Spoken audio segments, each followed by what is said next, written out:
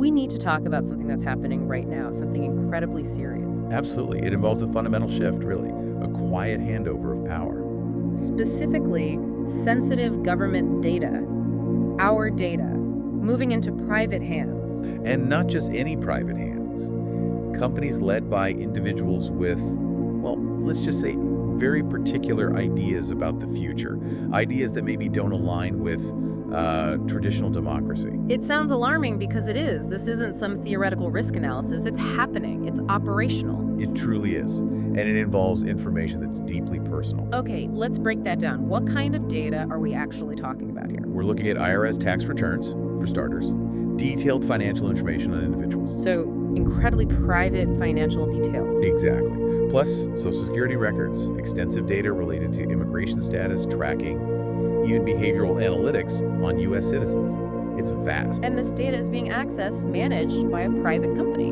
Primarily, yes. The name that comes up consistently is Palantir Technologies. They're essentially building the digital infrastructure, the master platform. A master platform. What does that mean in practice? What do they do with it? They centralize it, pull all these disparate sensitive data sets together, and then crucially, they analyze it. Enormous quantities of information. For what purpose? Well, the uses described point strongly towards real-time surveillance, monitoring activities, and predictive analytics using past data to forecast or influence future actions. It's like a central command for citizen data. And oversight. What about checks and balances on this kind of power? That's maybe the most concerning part. The analysis suggests there's, virtually no effective public oversight. Minimal checks and balances mentioned. It's happening somewhat in the shadows. So access to extremely sensitive data, centralized, analyzed by a private company, with little to no public accountability. Precisely.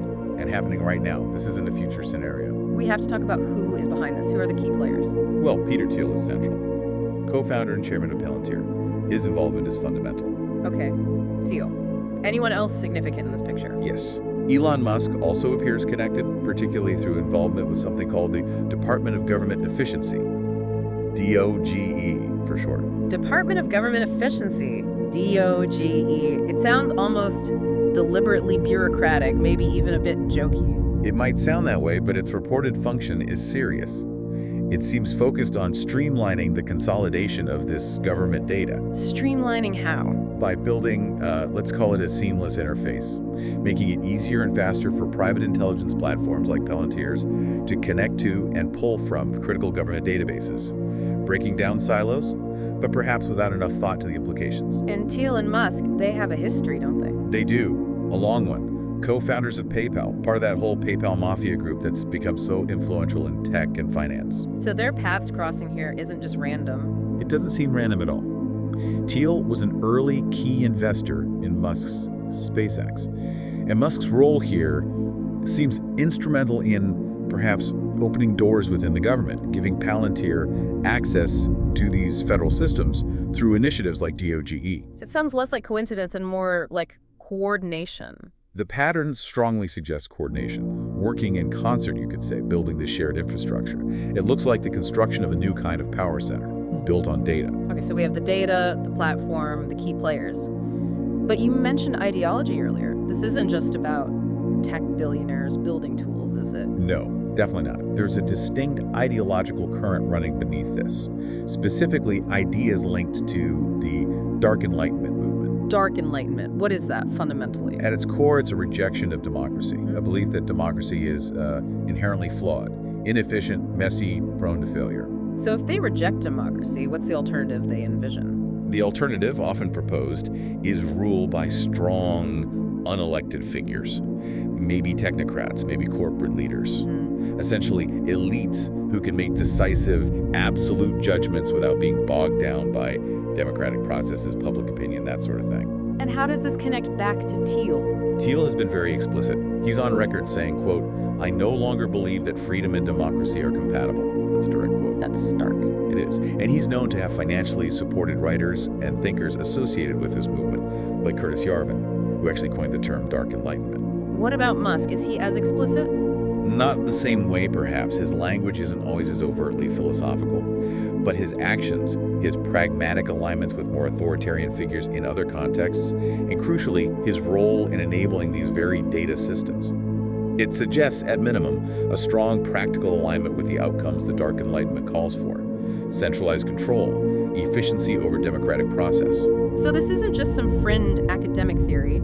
It's being presented as potentially a blueprint, a way to replace public governance with private power. That seems to be the trajectory, yes. And this is where AI comes in and why it's so critical now. Artificial intelligence, how does that fit? We're entering an era where AI is making more and more decisions, significant decisions affecting lives. Right, and AI isn't neutral. It learns from data, but it's built and guided by its creators. Exactly. The values, the biases, the worldview of the creators get baked into the algorithms. So if the creators fundamentally distrust or reject democracy, what kind of AI will they build? An AI that reflects those values. Precisely. And we're already seeing this with Palantir's platforms. They're explicitly using AI for critical decisions. Like what? Like determining who gets flagged for an IRS audit, who might be detained by immigration authorities, who becomes a target for investigation or deportation. AI is driving these judgments. So that efficiency that DOGE and Palantir talk about, it starts to sound different in this light. It does. The efficiency being optimized for seems to be efficiency in surveillance and control, managing populations as data sets. The chilling implication is, if the people writing the code, designing the algorithms that increasingly run parts of our society, don't actually believe in democracy or freedom, then the systems they build are unlikely to uphold those principles. AI automates judgment.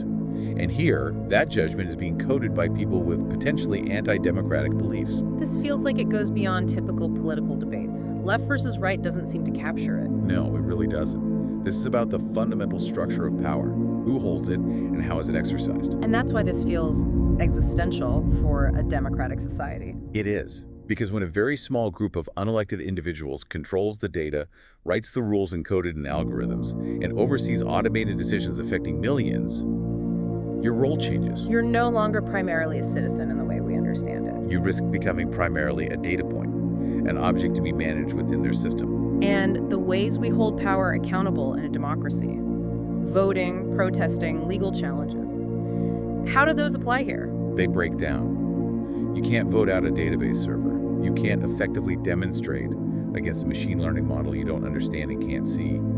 How do you cross-examine an algorithm? It removes the mechanisms for accountability. That's the core danger. The conclusion that emerges is stark. This path could lead to the end of meaningful democratic accountability unless there's a significant intervention or change of course. Democracy wouldn't necessarily fall in a revolution, but maybe traded away for convenience or perceived efficiency.